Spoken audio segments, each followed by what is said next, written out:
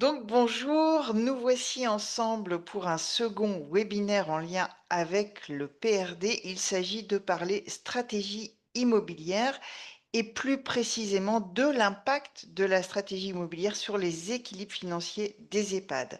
Je suis Marie-Christine Ecal, dirigeante de Team Manager spécialisée dans l'accompagnement des managers et des équipes du médico-social.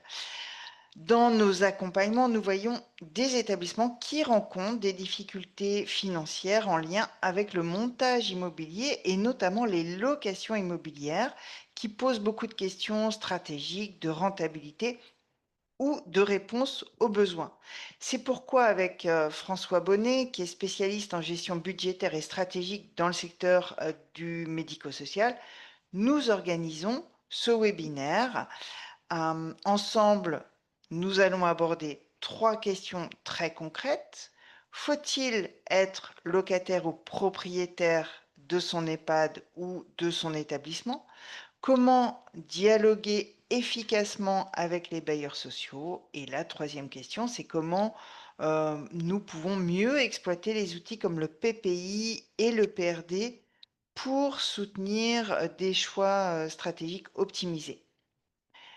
Donc c'est parti, François. Première question. Faut-il être locataire ou propriétaire de son EHPAD? Bonjour.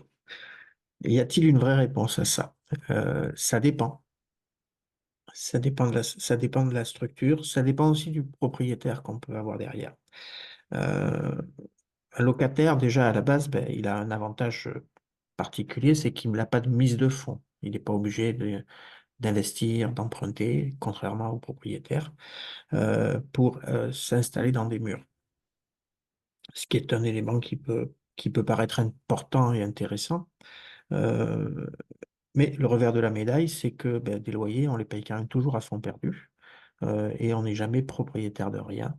Euh, le propriétaire, lui, a l'avantage de payer, certes, mais de payer pour avoir un bâtiment qui a une valeur d'usage déjà, puisqu'il y fait son exploitation à l'intérieur, donc c'est important.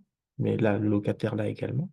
Et puis d'avoir en plus une valeur vénale, de constituer un patrimoine. Le locataire ne constitue pas de patrimoine. Euh, mais bon, tout ça, c'est de la palissade. D'un point de vue pratique, au quotidien, le locataire doit toujours en référer à son propriétaire dès qu'il est question de faire des travaux, le moindre travaux d'amélioration, le moindre travaux de quoi que ce soit. Il faut lever le petit doigt pour voir le propriétaire, pour savoir s'il est d'accord pour faire quelque chose. Mm. Le propriétaire n'a pas ces contraintes-là. Il a les contraintes réglementaires d'autorisation de travaux, permis de construire, mais après, il fait ce qu'il veut à l'intérieur du bâtiment, puisqu'après tout, il est chez lui. Le locataire n'est pas chez lui. Donc, en toute logique, il doit se retourner vers son propriétaire. Et il y a des propriétaires qui sont plus ou moins sympathiques et plus ou moins conciliants, que ce soit sur le plan du principe ou simplement sur le plan de leurs propres contraintes budgétaires. Là, on peut avoir le cas particulier qui fera le lien avec la deuxième partie, qui est le bailleur social qui souvent n'a pas de moyens extensibles et qui va renvoyer ça au prochain budget. On va voir si on peut le mettre au budget l'année d'après. Je l'ai entendu souvent, ça. On va voir si on peut le mettre au budget l'année d'après. Mm. Oui, mais c'est un problème de sécurité. C'est pas l'année d'après, c'est maintenant qu'il faut faire. C'est pas l'année d'après. Mais le bailleur social, notamment, est éloigné des problématiques de gestion d'établissements médico-social. Et sa réponse va toujours être, on va voir si on peut le faire passer plus tard. Et c'est pas toujours conciliable avec les problématiques de l'exploitant et surtout les responsabilités de l'exploitant qui, lui, derrière, a l'obligation de faire quelque chose. Ouais. Donc ça peut être au niveau de la sécurité, au niveau du confort. Je pense par exemple aux douches dans les chambres. Ça Oui. peut être aussi au niveau de l'accessibilité. Effectivement, on rencontre des établissements qui ont des difficultés à faire les travaux et qui se retrouvent dans des conditions d'hébergement complexes par rapport aux besoins des résidents. Mais c'est la problématique du bailleur social, mais ça peut être aussi la problématique quand c'est par exemple un CCAS qui est propriétaire des locaux et qui, ben, au-delà des contraintes budgétaires, ben, n'a pas forcément la compréhension des vraies problématiques pas forcément, ça arrive, hein. Il y a des responsables de CCAS qui sont très au fait de tout ça, qui n'ont pas vraiment conscience des problématiques qu'ils peuvent se poser dans le quotidien. Euh, voilà, et c'est vrai qu'il y a des éléments de confort qui sont souvent négligés parce que effectivement, on a la contrainte du propriétaire. Mmh. Et quel impact il y a au niveau des équilibres financiers entre le fait d'être locataire et le fait d'être, propriétaire? L'impact, c'est celui que j'ai déjà retracé. De toute façon, un loyer, c'est à fond perdu. Il impacte directement le compte d'exploitation. Quelque part, ça peut paraître être la solution de facilité, heu, qui en plus peut éviter de poser trop de questions au conseil départemental, par exemple, qui valide les investissements et leurs impacts et bah, les loyers passent, un peu plus «confus» entre guillemets dans le compte de résultat. C'est une ligne à laquelle on fait moins attention que le compte 68. Heu, Par contre, le 68 permet qui matérialise l'amortissement du bien, permet de reconstituer la trésorerie qu'on a initialement mis pour construire ou pour améliorer son bâtiment. Les loyers, c'est toujours à fond perdu. Mmh. Mmh. Ouais, donc un établissement aurait, plutôt intérêt à être propriétaire, notamment par rapport à ses équilibres financiers et aux dotations aux amortissements, qui vont générer derrière de la CAF et une assise financière. Faut-il le pouvoir? Et voilà, ça dépend Faut-il le aussi. pouvoir? C'est pour ça qu'il Donc y a pas avoir de les fonds réponse. de départ. Voilà, c'est pour ça qu'il y a pas de réponse dans l'absolu. Soit il faut avoir Ouais. des fonds de départ, soit il faut avoir, un partenaire financier qui accompagne correctement et qui permet effectivement de d'accompagner sur le long terme, parce qu'un investissement immobilier, c'est pas sur 3 ans, quoi, c'est du long terme et à Mmh. des conditions financières et des conditions de taux qui soient acceptables. Mmh. Très bien. D'ailleurs, au niveau Mais des taux, d'emprunt, est-ce que oui, tu as un conseil à donner par rapport au choix, d'une modalité de financement? mmh, Ouais. le on a souvent eu tendance, à profiter de taux relativement bas, Mmh. mais qui étaient adossés sur autre chose, comme le livret A, par exemple et beh, le livret A, on a vu qu'il a pu augmenter beaucoup. Et du coup, quand le livret A augmente, ben, le coût du financement augmente considérablement. Sur un projet immobilier, il peut être intéressant d'avoir une forme de stabilité des flux, à la fois sur le remboursement d'emprunt au niveau du capital, privilégier la linéarité du remboursement en capital et un taux fixe, le plus bas possible naturellement, mais un taux fixe. Heu La linéarité des remboursements d'emprunt pour avoir une constance effectivement sur la ponction qu'on fait par rapport à ça, sur le fonctionnement et le taux fixe parce qu'on s'épargne les surprises et notamment les mauvaises surprises. Bon, on évite les bonnes aussi, mais on évite les mauvaises surprises. Et en termes de gestion, il faut quand même mieux éviter les mauvaises surprises. Heu, les bonnes Ouais. surprises, c'est du pari, la bonne surprise. Pari avec, sans S à la fin. Voilà, on joue au tiercé. Heu, le taux fixe, au moins, on a une stabilité et il est important dans les établissements d'avoir une stabilité sur les besoins et sur les financements. Ouais. Donc ça permet de sécuriser, l'investissement. De sécuriser la trajectoire de son investissement, oui, tout Ouais, à fait. Mmh. très bien. Et donc tu parlais, tout à l'heure des bailleurs sociaux, ça c'est, l'objet de la deuxième partie, c'est comment on peut dialoguer efficacement avec nos bailleurs, notamment, bah, ceux, soit qui refusent les travaux, soit ou qui les reportent, soit, qui, suite à des travaux augmentent de façon très conséquente, les loyers. Heu, est-ce que tu as des conseils à nous donner? Malheureusement, malheureusement, la négociation dans ce cadre-là repose essentiellement sur le lobbying qui va pouvoir être exercé. notamment par les élus qu'on a inévitablement dans des conseils d'administration qui tournent autour, parce que, on arrivera sans difficulté à faire la démonstration que pour la structure, être propriétaire, va lui coûter moins cher que d'être locataire et lui permettra de faire les améliorations sur la qualité de la prise en charge, qui sont indispensables dans bon nombre de cas. Mais le bailleur social, lui, bah, pour lui, c'est la sécurité, son loyer qu'il perçoit d'un établissement sur lequel il ne fait pas de travaux, sur lequel il prend des provisions pour travaux dont on ne sait pas toujours à quoi ça sert.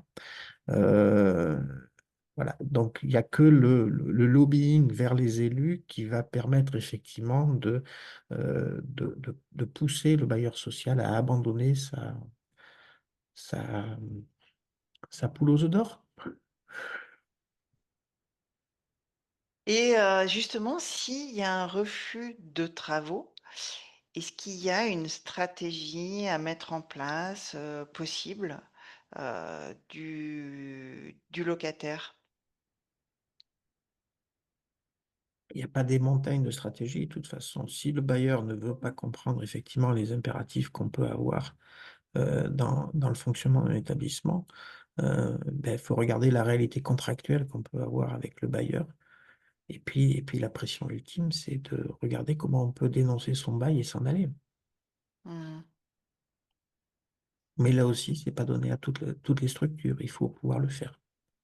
Oui, c'est ça et ça veut dire que derrière, il faut pouvoir avoir les investissements, enfin Ah, bien la sûr. possibilité, la capacité à investir, dans des Mais tout ça, nouveaux c'est un élément de dialogue aussi avec les autorités de contrôle et de tarification, d'arriver mmh, effectivement à démontrer, l'aberration qu'on peut être dans certains locaux, qui nous coûtent une fortune tout en n'étant pas adaptés à la prise en charge et l'opportunité d'aller faire autre chose ailleurs dans d'autres conditions.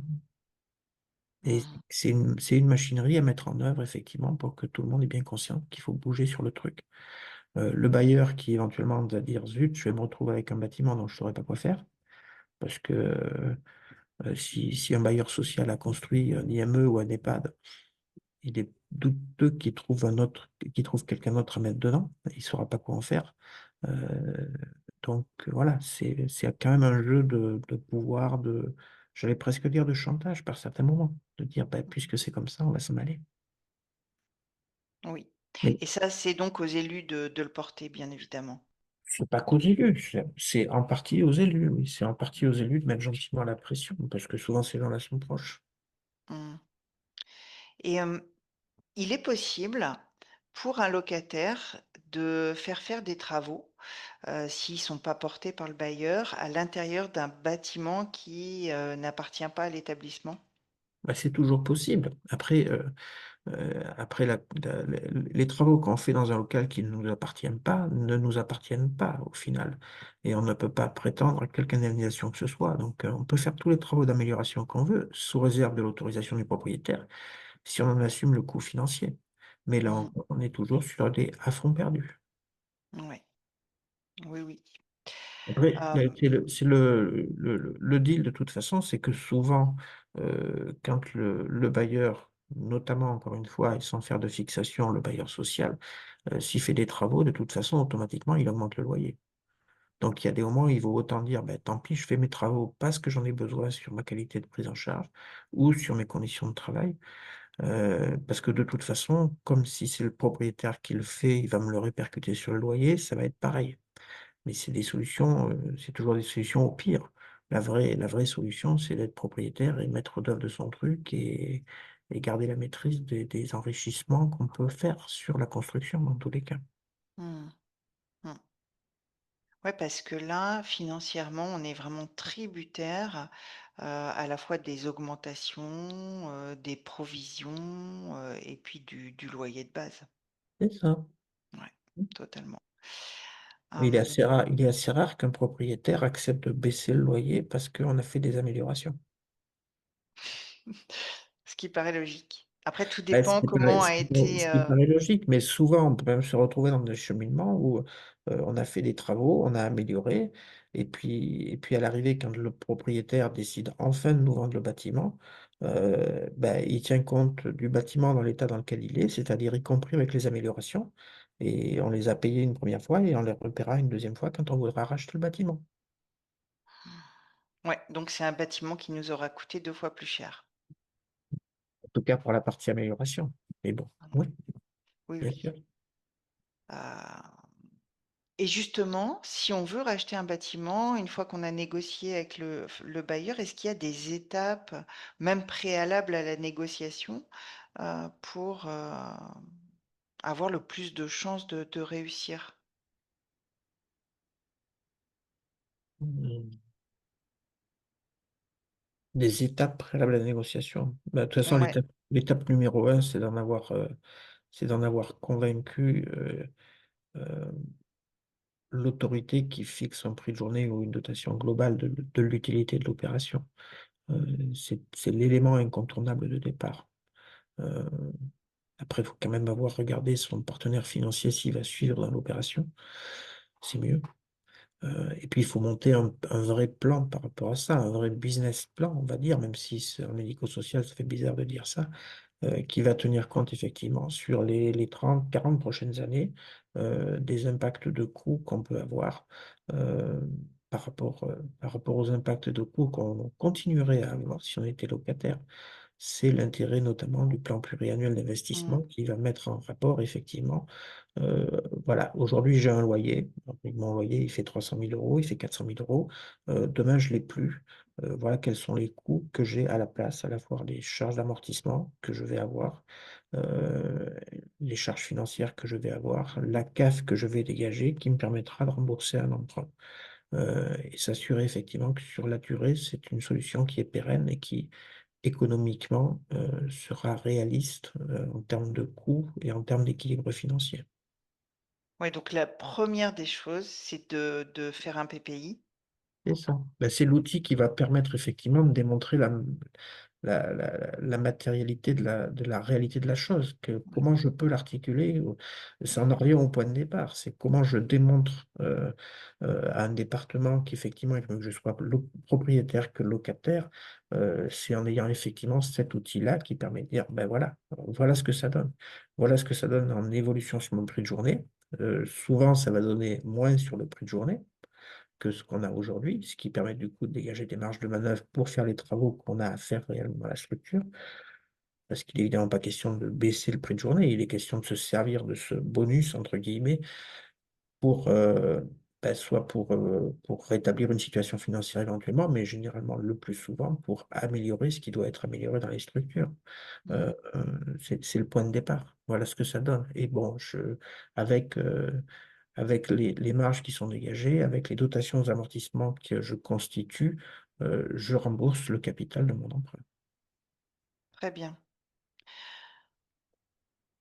Et justement, ça nous amène à la troisième question. Comment mieux exploiter, les outils du PPI, de l'EPRD, pour optimiser nos choix stratégiques?